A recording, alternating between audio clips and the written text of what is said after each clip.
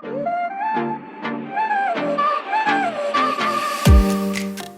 spoke to about 350 odd authors in trying to understand why this was a problem in the first place. Like, it does not make sense in the sense that India has been very popular for its storytelling culture uh, for like last 2000, 3000 years. So it did not really make sense that why this problem would exist. So I spoke to these writers primarily via my uncle's connections. My uncle is a writer, so he knows other writers. We organized a poetry event. Bunch of writers came there. I spoke to them. Then I asked them for referral to their friends, and I talked to them, and so on and so forth. I also spoke to about 300 readers. What we understood was that it's not that stories are not being written. It's not that people don't want to read these stories. It's just that it's very, very hard to bridge them and figure out which stories to read at what point in time, especially because of the inefficiencies that exist in the physical world and the cost that comes associated with a traditional book that is being published. This is Siddharth Alwalia. Welcome to the 100x Entrepreneur Podcast. This episode is brought to you by Prime Venture Partners, an early stage VC fund led by Amit Somani, Shripati Acharya, and Sanjay Swami. Prime is often the first institutional investor in category creating tech startups in fintech, SaaS, healthcare, and education, such as MyGate, Quizzes, MFine. To know more about Prime, visit primevp.in. Today, I have with me Ranjit Pratap Singh, founder Pratilipi. Pratilipi is India's largest storytelling platform. Welcome, Ranjit, to the podcast. Thanks, Siddharth. Thanks a lot for having me here. Ranjit, can you share about what Pratilipi is before we dive into your journey and Pratilipi's journey? Sure. So Pratilipi, I think, as you rightly said, is a storytelling platform started and focused on Indian languages for now. So our basic premise is that people should be able to share their stories with each other in a wide variety of different formats, a wide variety of different languages, wide variety of different devices, geographies, and everything else. So we started by building an online literature platform, which was essentially called Pratilipi, where people can come and publish their stories, novels, books, serialized literature, and other people can come and read them. And then in the beginning of last year is when we finally started expanding into other formats. So we launched Pratilipi Comics, which is like the comics version of Pratilipi. We launched Pratilipi FM, which is like audio version of Pratilipi. And we acquired two companies, one called IVM Podcast, which is India's largest podcasting studio. And second is a small physical book publishing company called Right Order. So that will hopefully go on to become our physical book publishing now.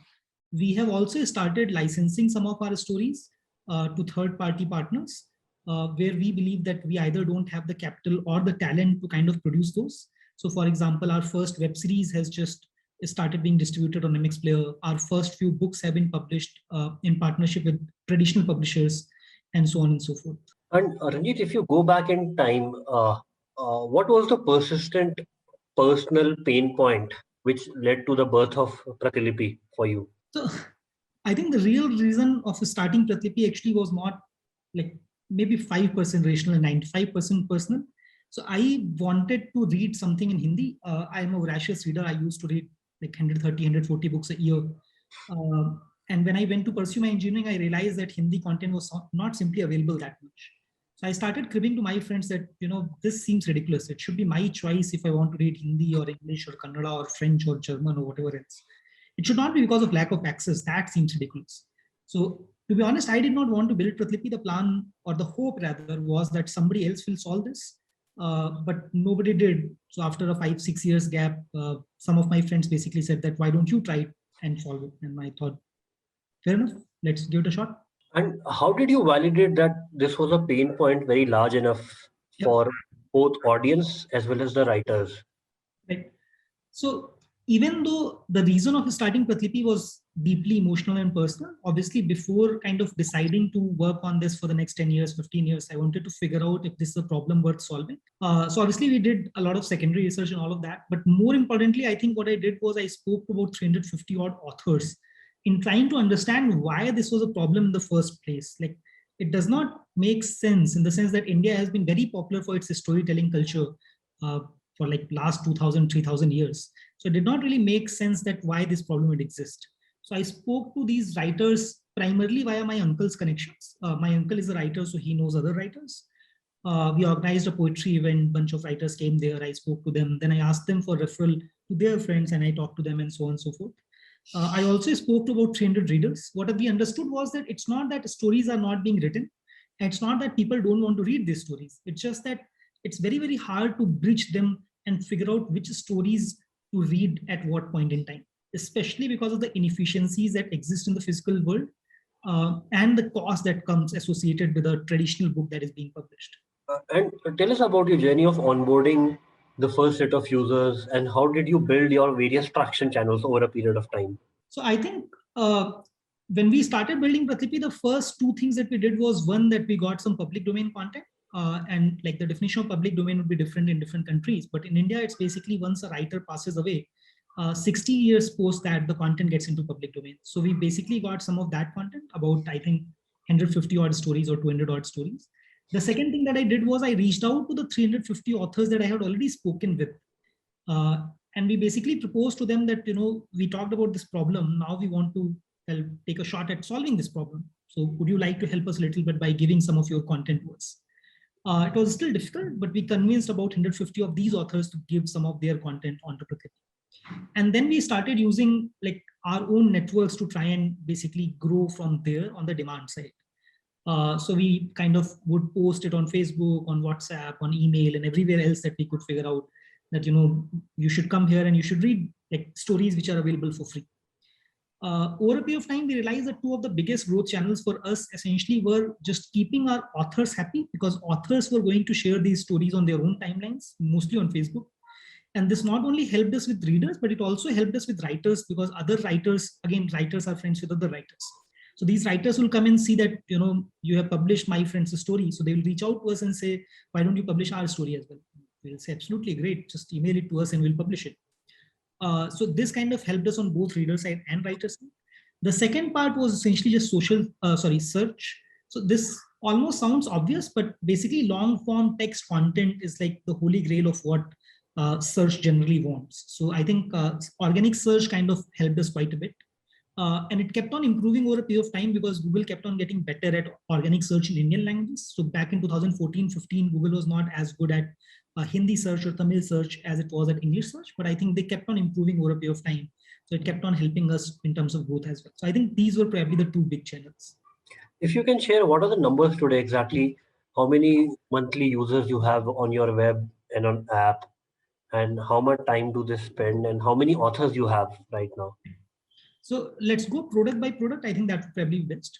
For the literature product, we have about 345,000 writers now, about 4.5 million stories published on the platform, and about 24 million monthly active users.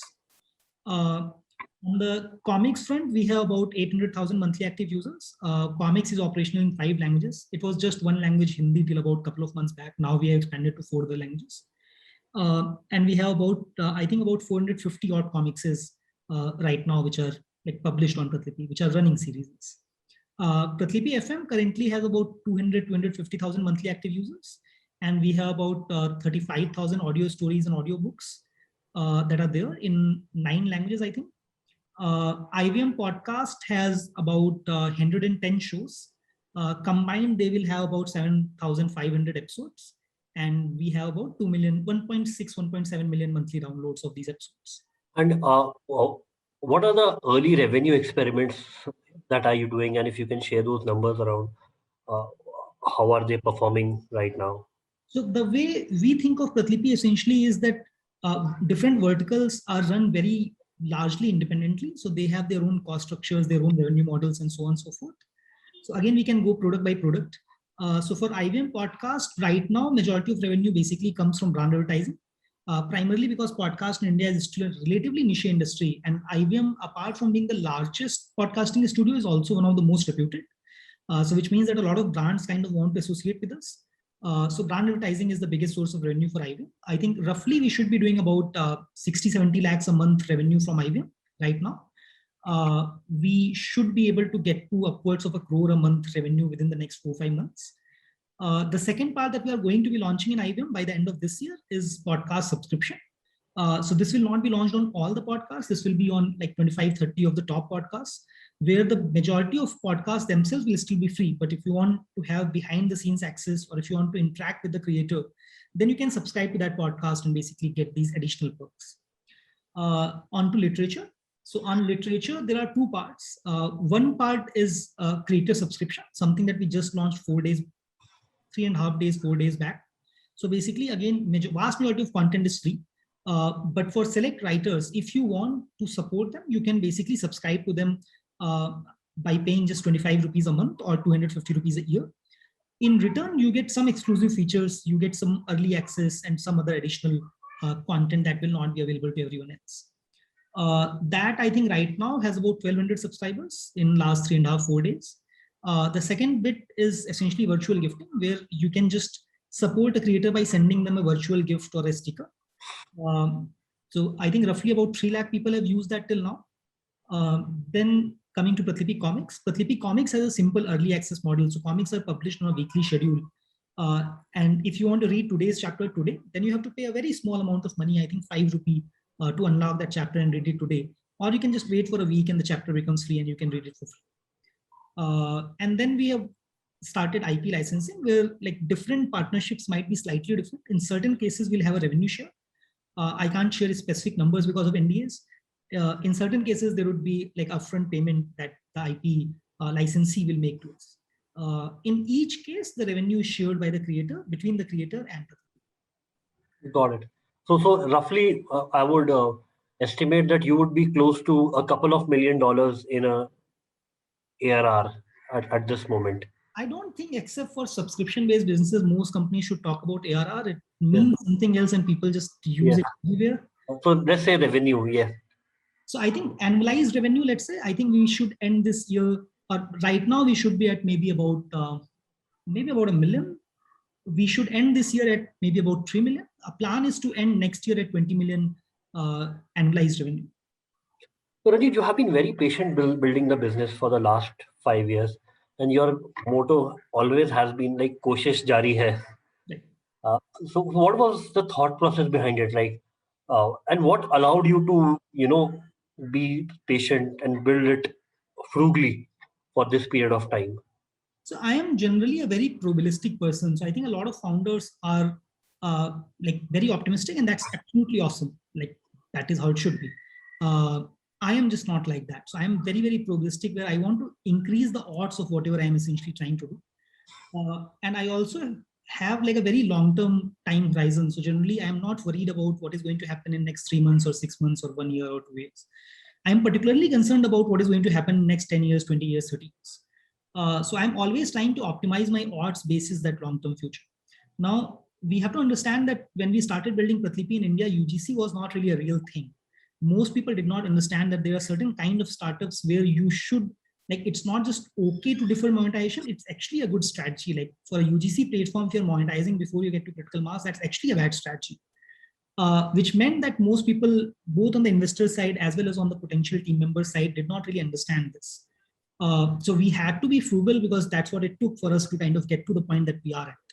Now, on the other hand, that people have started understanding what UGC is, people have started understanding what network effects are.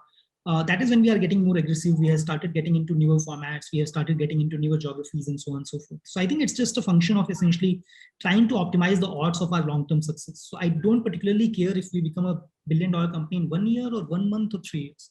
What I care about is in the next 20 years, can I build a generation-defining company? And that has been from your thought process from day one, or is it evolved over a period of time? That has been my thought process like for last 15, 20 years, much before I started building any company or I had any job or anything else. And was it a challenge for you, let's go back 5 years, to raise any amount of money, the first angel and then serious VC money, based on this thesis that I am building for long-term a UGC platform for vernacular and long-form content, which is not like pure entertainment. Seed round was like the hardest that I can imagine. I think we would have heard no from almost every leading VC in India. And honestly, like I can't blame them. So one, that we were doing something that was never been done. Second, that people are like, okay, we have been waiting for the Indian language users to come onto internet for a long time. Third, that not only do you not make money, but you're actually saying that you will not be making money for like many years to come. And fourth, that our product really looked like shit. So I think like I can't really blame them. I honestly feel that Nexus took a big bet by committing for the first institutional check. But after that, I think over a period of time, people have kind of started learning a little bit more. Bunch of Chinese companies and Valley companies have started talking more about their own strategy, their own GTM, and so on and so forth. So I think things have become a little bit easier after that. But I think seed round was brutal. And before Nexus, were there any individuals who gave you? We had raised our first round of 30 lakhs from Times Internet. So at least, to be fair, like before, so at Times Internet point, I was still like very, very confident because the team was fairly small. So I just kept on borrowing money from my friends. And as I was saying earlier, right, because I look at life from a 20-year, 30-year horizon. So from my perspective, like 10 lakhs, 15 lakhs did not really matter. So it was a lot of money from a money in bank perspective. I had zero money in the bank. But it was not a lot of money when you consider your career as a 30-year thing. So I just kept on borrowing money and I kept on putting in Pratilipi and it kept on kind of growing well. When we raised money from Times Internet, obviously we started feeling that, now there's external validation. Now we have capital. So we started expanding the team. We started taking office and so on and so forth. So then the burn goes up. And then suddenly my friends who were generally working in companies like TCS or Infosys could not really lend me 5 lakhs. They could lend me like 50,000 apiece or 20,000 apiece. So then things became a lot harder. You converted their money into equity. They would be happy now. Yeah, I would like to think that they should be happy. I think you are talking about friends or Times Internet? Friends. No. So friends, I gave them both the options, to be fair. I gave them actually all 3 options. So I gave them an option of just buying equity, either at a fixed price or at a 50% discount on next round. Nobody took it. Then I offered people to kind of give debt to company and with a small equity upside. Nobody again took it. Then I gave them an offer, okay, you can give me personal debt, in which case it's my guarantee. And that is how most people gave me debt. So it was personal debt on me, not company debt. Okay, and you were able to return it over a period of time. Most of it, I still have some debt. I wish I came in touch with you at that point in time. So tell us about the entrepreneurial culture at Pratilipi. Like it's been praised a lot from external VCs, the talent outside, which now is wanting to enter. You have 2 fantastic companies coming from Pratilipi, Animal and Kutum, which have raised large rounds. So what's inside the Pratilipi that churns out these entrepreneurs? I wouldn't really agree with the fact that there's something inside Pratilipi that churns out great people. I think there are 2 parts to this. One part is that I think we have been lucky in terms of just being able to find and attract some good people. And that's really the big reason of why people have gone on to do great things even outside of Pratilipi. The second part is also that I think we have one of the highest independent, transparent and high ownership culture in probably the world, not just in India. So when we hire someone, we are very picky in hiring, but once we hire someone, we give them insane amount of independence. They know almost everything about the company, like literally from number of users to engagement details to revenue details to how much money company has in the bank and everything else. My calendar is public, so people know who I'm meeting at what point, for example. So that level of independence and that level of transparency essentially pushes the best people to learn more and more across different domains. So till about a year and a half back, for example, we had a marketing team size of 0. And it's not that we were not spending money on marketing. It's just that it was like 5% of my time and 5% of a bunch of other people's time. So it doesn't matter if you're in language ops, you're in finance, you're in product or engineering, or whatever. You just wanted to learn marketing, go and spend 10 lakh rupees on Pratilipi and figure out what works, what doesn't work. I understand that a lot of these people would have had salaries of like 50,000 or 1 lakh, and they're spending like 30 lakhs or 50 lakhs on Facebook to learn. So obviously my PMs or engineers would understand more about marketing than most marketers would, simply because of that freedom to kind of experiment and learn and fail. So I think it's just a combination of these 2 things. One, that we have been lucky in terms of the number of people who both the number and the quality of people who have joined us. And second, the high independence, high ownership, high transparency culture that we have at Pratilipi. So I think it's just a combination of these 2. What's the current team size at Pratilipi? So both the acquisition combined, I think we are at about 115, 120 people now. And if you can share, right, you said you have been very selective. What are the values that you look for in the hiring process, apart from the skill set, right? The values that you look for in the hiring process, and how have you developed your hiring process over a period of time? Right. So the most important bit that we look for when we are hiring is that we don't look at people as dots. We try and look at people as journeys. So we look at not just where you are right now, but also like what have you done to get to the point that you are at. So what has been your growth rate, for example? What have you learned as a professional? What have you learned as a person? And that is very, very important to us. This is probably why, even though we don't enforce diversity of any kind whatsoever, I think we have such a diverse team in general. And I don't necessarily just mean in terms of gender or age, but like across the spectrum. Because we are looking at people as paths, that means that, like, by definition, people from different walks of life who have different kind of thought processes essentially come into the thing. The second thing that we look at is essentially just how resourceful these people are. So we understand that in startups in general, and at a place like Pratilipi in particular, where we are so focused on like building Pratilipi as a great place to work at, that means that we have to give people a lot of exposure, which means that we have to have a lean team, which means that it's important for these people to be as resourceful as possible. So that is another thing that we look at deeply. So the third thing that we are really focused at is not just the fact that are the people that we are hiring, are they a good fit for us, but we also want to make sure that we are a good fit for them. So we try and make our best judgment call. And I'm not saying we are always correct, but I'm saying we always try and figure out, given the aspiration of the person who is going to join us, are we a good place for them both personally and professionally? I think these would probably be the top three things that we look at when we are hiring. And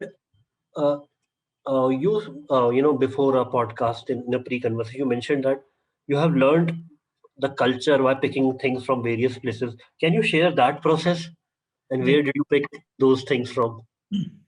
So I think on the good side, we learned a lot from different companies, but the top two are probably Freecharge/Cred and Flipkart. I think these two companies, especially in the consumer domain, and which is the domain that I follow the most, they have built great cultures given their time period.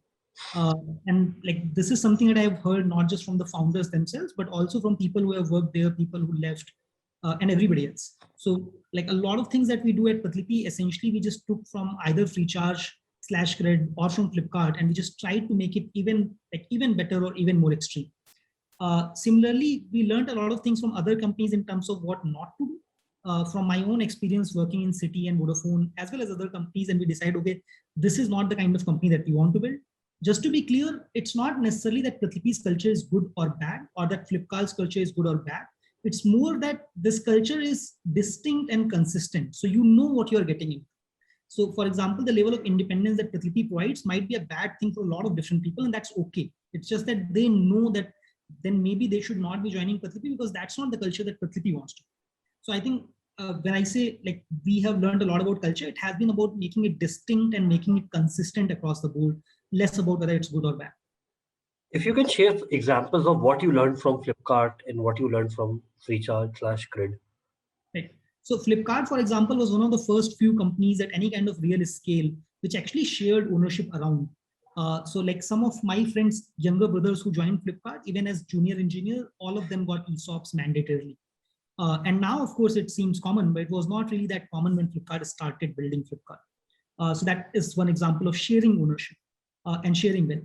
The second thing, again, in Flipkart's time, there are a bunch of stories around this where the kind of ownership that they gave people to just make an impact. So I'm forgetting the name of a person, but there was some intern who did not like Flipkart's website. And people just told him that, you know what, just go and redesign it. And the guy went on and redesigned the entire website in a week or something. And of course, Flipkart was not $1 billion company at that time, but still, like having that level of trust that when you have hiring someone, they are good people, like both in terms of skills and in terms of morality, and they are going to do good things. I think that was like really, really great. Similarly, just how like proactive Flipkart has been in rewarding its people, the people that they hired, both, again, it's not just rational rewarding in terms of cash or ESOPs or whatever. That's one part, of course. Like a friend, again, who joined Flipkart, he got his first appraisal in 3.5 months. That's not how it happens in majority of Indian companies, especially 5-7 years back. But also in terms of roles, like Mekin Maheshwari has been one of my favorite leaders for quite some time. Like he was an engineer and an engineering manager, and then he just went on and he worked at People Ops. Like that's not something that happens very frequently in India. And I think that was fantabulous. Similarly for Freecharge, and again, a lot of people might think of it as a bad thing, but like one of my best friends used to work at Freecharge, and he would say that Kunal basically knows how to get out of your way. And when you hire great people, that's like 90% of your job. If you're hiring great people, then at least in certain areas, they're always going to be better than you. And whenever you try to help them, whenever you try to be value add, you are just slowing them down and you are just frustrating them. In fact, like, so there's a famous saying, I'm forgetting the exact blog, but somebody said the same thing about founders and VCs. Like the best value add that you can do is just get out of my way so I can do the job. And I think Kunal has done that beautifully at both Freecharge and at Cred.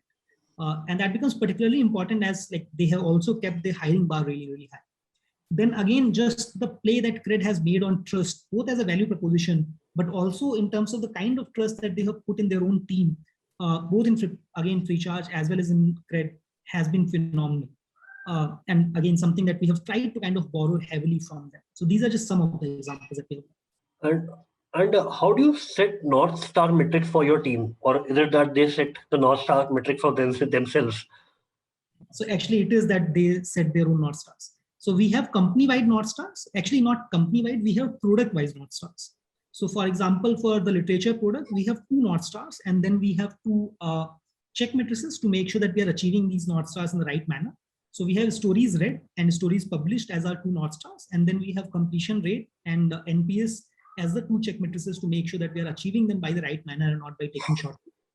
But as far as individual targets, individual goals, individual NPS goes, individual North Stars goes, we not only allow, rather encourage people to decide on their own that what is it that they want to achieve.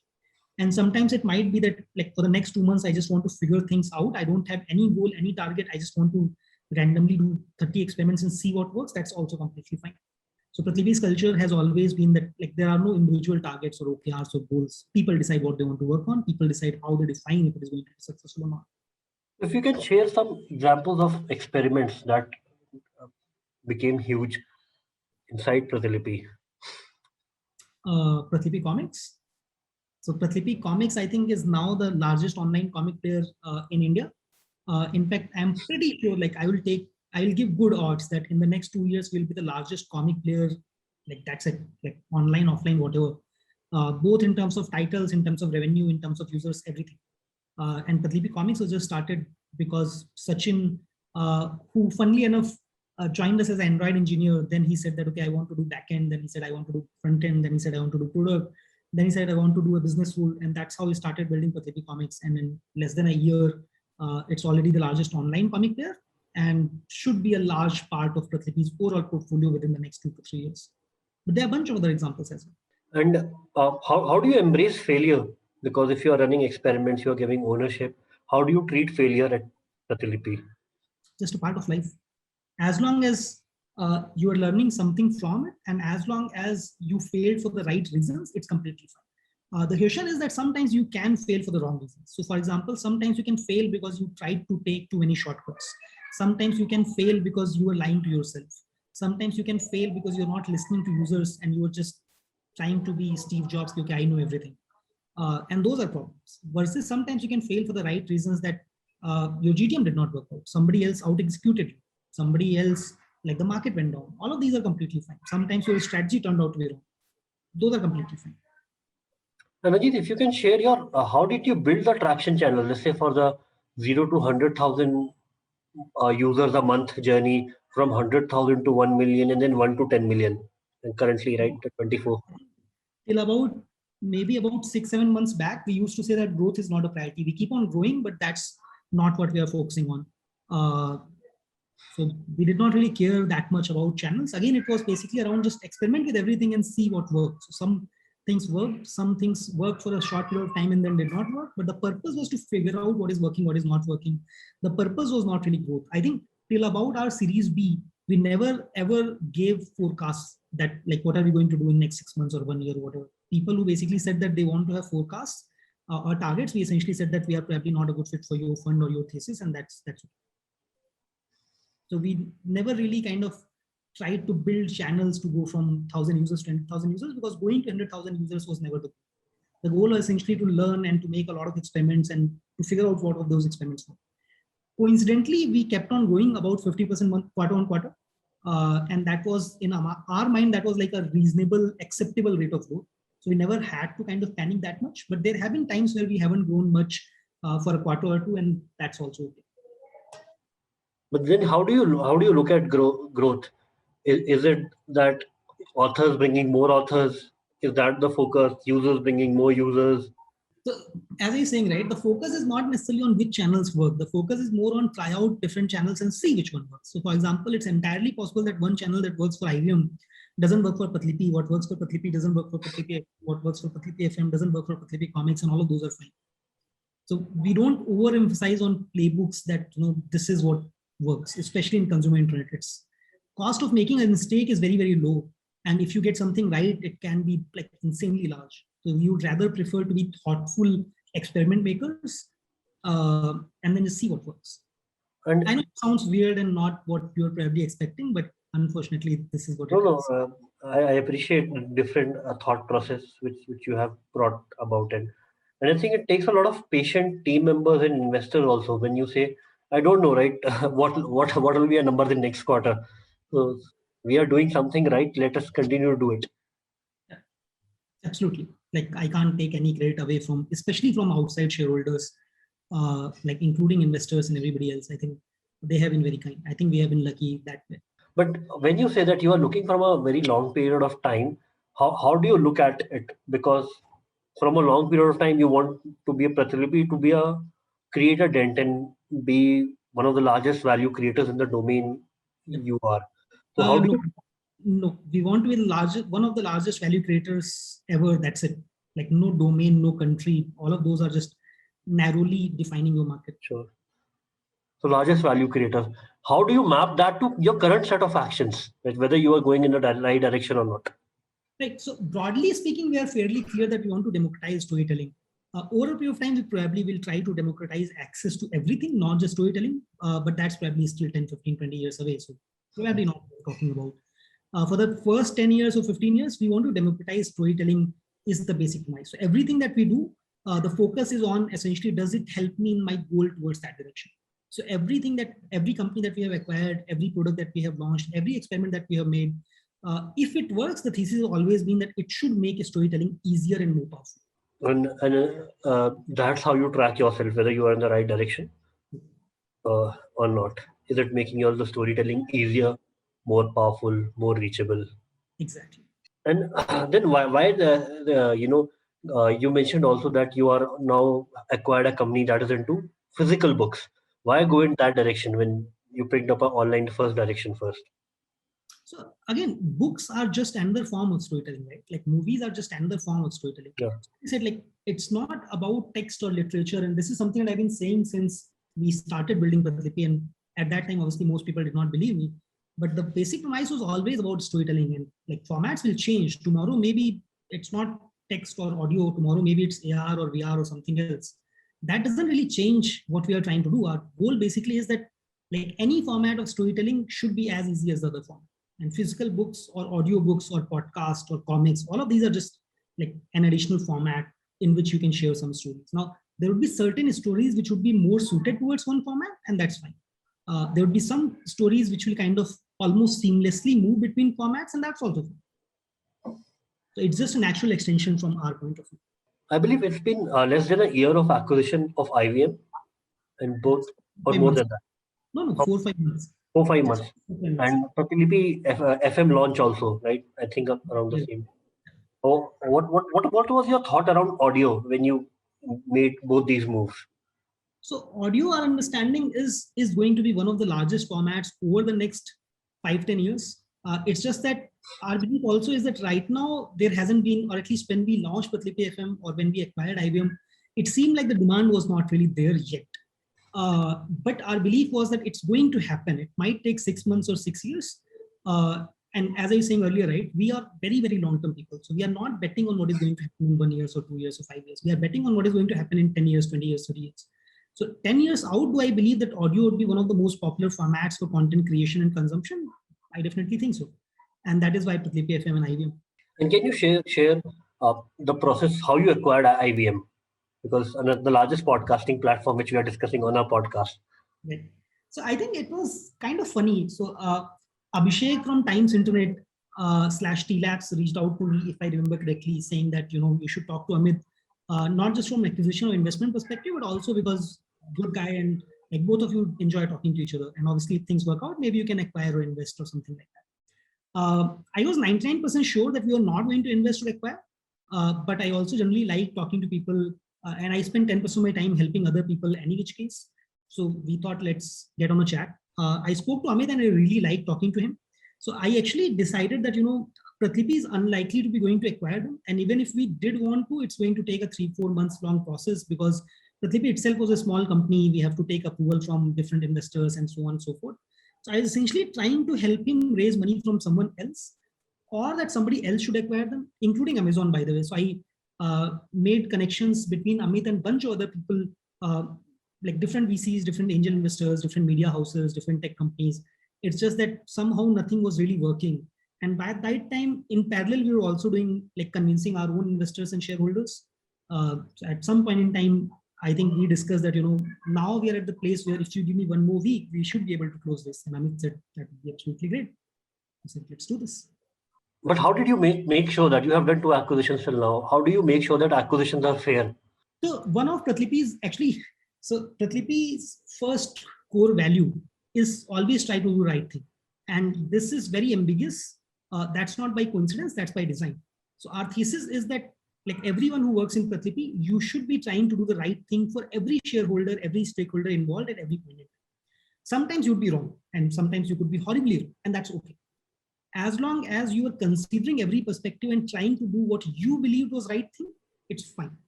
So and the same applies to me as well. Do I know whether the acquisition price was fair, acquisition terms were fair or not? I don't know. Like Amit might give a different answer, I might give a different answer, Kavita might give a different answer, and so on and so forth. But did I always act with the premise that, I'm considering my investors' perspective, my employees' perspective, my legal counsel's perspective, IBM team's perspective, and so on and so forth? We always tried to consider each perspective, and we always tried to do what we thought was the right thing. Whether it was the right thing to do or not, I think you will have to ask different shareholders, but we tried to do what we believe was fair. And you mentioned about this is the first core value, right? What are the other core values if you have written them down in a document at Pratlipi? We have also, honestly, I'll also have to search because I wouldn't probably remember everything on the top of my head. But for example, I can talk about a few. One is basically that, you always have to work on getting better today than you were yesterday. So as I was saying earlier as well, if you remember, we look at people as lines and not as dots. So we take it as a responsibility that if you're working with us, we want you to continue to grow both as a person and as a professional. And this is something that we put a lot of emphasis on. If that means that you are growing a little bit, if that means that company itself is growing a little bit slowly, it's fine. Similarly, if it means it's not very efficient, it's still fine. So as one example, right, like was having a 0% marketing team efficient? It was not. But that forced a bunch of my other team members to learn marketing and grow at a faster pace. So we continue to do these kind of things. Similarly, I was giving an example of Sachin, who like started as an Android developer and then did a bunch of stints before starting Pratlipi Comics. Was that like the best thing to do for Pratlipi in the short term? Obviously no. Like it takes time before you kind of get set into a role and so on and so forth. But did that help Sachin grow at a faster pace? And is that good for Pratlipi in the long term? Of course, yes. So that is, I think, another key value. Then another key value is be always like as transparent and curious as possible. So we encourage people to be as transparent as possible. We encourage people to ask questions about everything that they want to ask about, like everything from, for example, why is this a company value and not this? Or why is IBM doing this versus why Pratlipi Comics doing this, and so on and so forth. Then another one which is really important is that like 100% ownership, 100% accountability. Generally, ownership without accountability doesn't work. Accountability without ownership doesn't work. So we want people to have 100% independence, but that independence comes with accountability, that they have to be true to themselves. And it's not about being accountable to me or to company or to someone in particular, but it's about being accountable in general. Like you have a responsibility towards your team, you have a responsibility towards your customers and so on and so forth. As one example, we don't have a fixed time schedule on when people work. But if you have committed to anyone, could be your colleague, could be a customer, could be an investor, could be whatever, that, I will get on a call at 11, then you have to get on a call at 11. If you haven't committed, you come at 6 p.m. in the office, completely fine. So these are just some of the key values that we have. And what are some things, if you can share, that didn't work out at Pratlipi? Right, we discussed all the way till now that what things worked. What are the things that didn't work out? So I think, again, a lot of different things. So most of the things that did not work, they have been more around like something that did not work on the time horizon that we thought of. So for example, as one example, we migrated our infrastructure from GCP to AWS, we're expecting that it will take us about a month and a half or 2 months before things get back to normal. It took us more like 8-9 months before things were back to where they were. Like extremely stressful times. That's one example. Then other examples would include, for example, that we, like some of our rounds, financing rounds that we closed took like 7-8 months, 9 months before money hit the bank. And something that we learned from it now, for example, I just don't negotiate. Like, these are the key terms. If we agree on these, let's handshake and move ahead. Otherwise, that's fine. Like, I'll just find a different partner. It's not just about fundraise. It's about everything else. Like, we did not negotiate IBM's price or whatever. We just kind of talked about what seems fair. And if it seems fair, let's proceed. If it doesn't seem fair, let's just say no and move on. Also, like, getting into that habit of negotiating everything, I think, was something that did not work for a long time in different contexts. Fundraising is an easy context, but like just in general. I think these are probably the top that come to mind. And were there any down days at Pratilipi where you think of, yeah, this is not going to work out? It happens on a daily basis, man. I think like now maybe it happens on a like once or twice a day. I think till about a couple of years back, it would happen like 5-6 times a day. So like that is the fun and the curse of entrepreneurship. I think like it can take sometimes 5 minutes before you feel like you're building the largest company or the most impactful company in the world, to feeling like I am an idiot, my company is like acutely terrible, why I'm doing this, imposter syndrome and everything else. Like it's very toxic. I think that happens on a fairly regular basis. What helps you overcome it? I think honestly, the single biggest help has been this learning by talking to other founders that it's okay and everybody feels that way. So I think when I did not know as many founders and it felt like, okay, I don't know what to do. And like, I don't know if this is right or that is right. But when founders who have been at it for longer than me, or founders who have been more successful than me, and they say that they still feel that way, then you understand that it's just like occupational hazard. It's not something unique or special. It's like part of the job. So it becomes a little bit easier to kind of go through that. And how do you define what's the end goal for Ranjit? Not for Pratilipi, but for Ranjit. Honestly, I don't have end goal. So there are things that I care about and there are things that I don't care about. So for example, I don't care about money. Simply doesn't matter to me. I care about making the world a little bit better. And again, it's ambiguous by choice because I want to give myself that flexibility that like if it is something in healthcare, I'm fine. If it is something in education, I'm fine. It's like anything that can make the world a little bit better.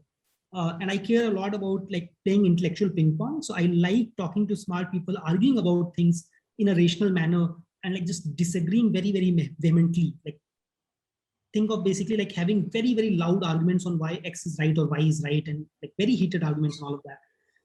And I really enjoy that. So like everything that I decide on whether I should do this or that, I like working with smart people in general because of that second point where you can play that intellectual ping pong. So almost everything that I do is basically just a culmination of these two. Like if it helps me with either this or that, then I do it. If not, then I typically don't do it. Currently, you are 4 co-founders, right, at Pratilipi? We were 5. Currently, we are 3. So one left, I think, about 2.5 years back. One just left about a month back. So now we are 3 people. How do you resolve co-founder conflicts, right? Because with so many co-founders, there are different arguments on how to do this and why to do this. I think early on, it was very stressful, very stressful. Also because there is no right answer. Like if you decide to discuss everything, which is a lot of people say that, in any kind of relationship, you should over communicate. That just slows us down so much. And if you don't communicate everything, then there are more conflicts. If you take these conflicts head on, then they are heated arguments and people don't feel good. If you don't take these conflicts head on, then they just fester and they become even worse. So there's no right answer. It's always kind of trying to find out the right balance. But I think over a period of time, people kind of started trusting each other more. So what happened is that people now understand that, this is your part of the job. So unless you need my help, you can go and do whatever you think is right because I trust you to make the right decision. Similarly, this is my part of the job. So you trust me enough to make the right judgment call. And if I'm not sure, then I'll come and ask you for advice. So I think now over a period of time, that mutual trust has been built quite a bit. So now I don't think this has been a problem for the last 2, 3, 4 years. But in the first 2, 3 years, it was very difficult. Because there were different points of view on each decision.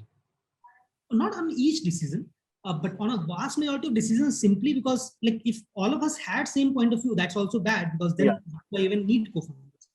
But if you have different point of view, do we discuss every single point of view? Do we decide by consensus? Do we decide by individual veto? Do we decide in some other way? The thing is that in general in life, some of the absolute best things, like this is only applicable to power law driven outcomes, that some of the absolute best things, like the best hires, the best companies, the best experiments, the best features are almost always counterintuitive, which means that consensus is never going to work if you're looking for an extreme outcome.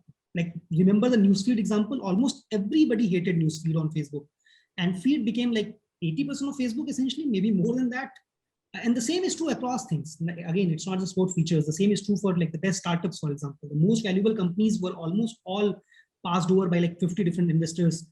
Harry Potter, which is the highest selling book of all time behind Bible, was rejected by 16 different physical book publishers. So that's true across the domain. So you can't really be consensus driven. But also if it is just one person or the loudest voice on the table, that is also not going to work, because then other people would feel like nobody's hearing me. So these are just complex human problems to solve. And unless there is enough trust, I think it's almost impossible to solve those problems. Right. And now you mentioned that on different decisions, you trust each other that each of one you will take the right decision. This is not just true for founders, by the way. This is part of Pratilipi's culture again. So it doesn't matter if you're the CEO or if you're the intern. If you are doing something, the final call is always yours. Like even if you're an intern, you can basically say, Ranjit, get out of the room. This is what I want to do. I have already decided that this is my experiment. If it doesn't work, it doesn't work. That's it. Done. No more discussion. Thank you so much, Ranjit. It's been very insightful talking to you today, sharing inside the mind of Ranjit and inside how Pratilipi works. It's been a wonderful journey for me listening to you and absorbing these nuggets. Thanks a lot for having me here and for an interesting conversation instead of a boring cookie cutter conversation. This was fun.